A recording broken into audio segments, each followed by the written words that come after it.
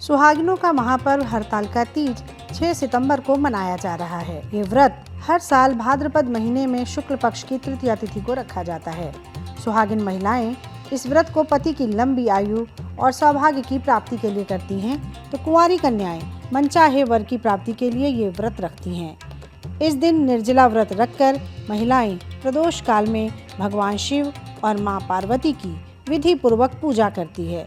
पंचांग के अनुसार शुक्ल पक्ष की तृतीया तिथि 5 सितंबर को दोपहर 12:21 से शुरू हो रही है।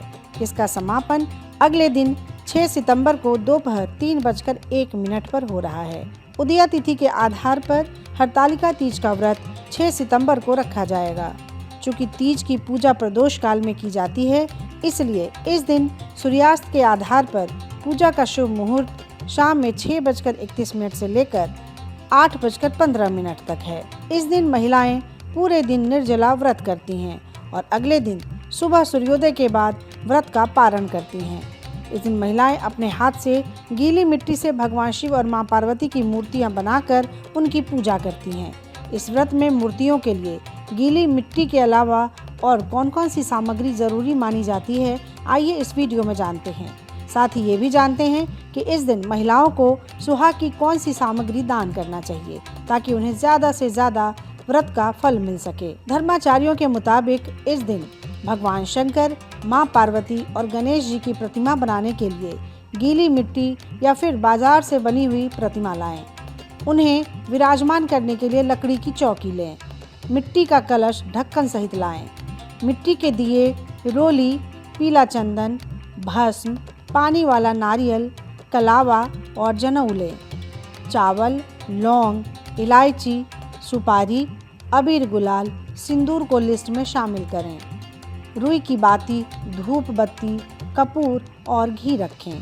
मां पार्वती के लिए श्रृंगार सामग्री और भगवान के लिए वस्त्र लें। पंचामृत के लिए गाय का दूध, दही, शक्कर, घी और पंचमेवा रखें। भगवान को भोग लगाने के लिए मिठाई और 5 प्रकार के फल लें। इसके अलावा पान का पत्ता, आम का पत्ता, फूल, बेलपत्र, तुलसी मंजरी, भांग के पत्ते और धतूरे का फल और फूल लिस्ट में शामिल करें। हरतालिका तीज पर दान करने के लिए सुहाग का सामान लाएं, जिसमें मेहंदी, बिंदी, अबीर, सिंदूर, कुमकुम, कंघी, महावर, चंदन, चूड़ी, बिछिया, काजल और कुमकुम, इन चीजों को शामिल करें। हरतालिका तीज के दिन सुबह स्नान ध्यान करने के बाद व्रत का संकल्प लें।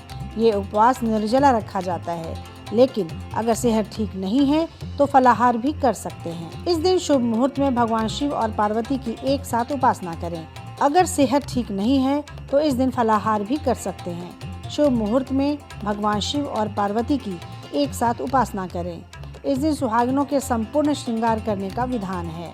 मां पार्वती को सौभाग्य का सारा सामान अर्पित करें। उनसे अपनी मनोकामना की पूर्ति के लिए प्रार्थना करें। उन्हें फल, फूल, मिठाई, धूप, कपूर अर्पित करें। फिर विवाहित स्त्रियां अपनी सास को सौभाग्य की वस्तु देकर उनसे आशीर्वाद लें। भगवान शिव और मां पार्वती की संयुक्त पूजा करने के बाद ही इस व्रत का पारण करें।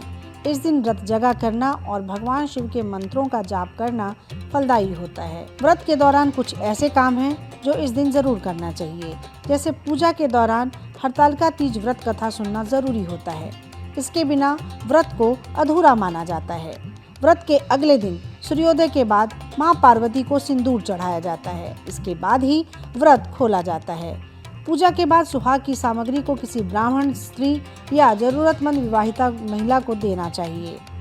इन सब के अलावा हरियाली तीज के दिन काला कपड़ा धारण करने से बचना चाहिए। व्रत के दिन सोना नहीं चाहिए, नहीं तो व्रत भंग हो जाता है।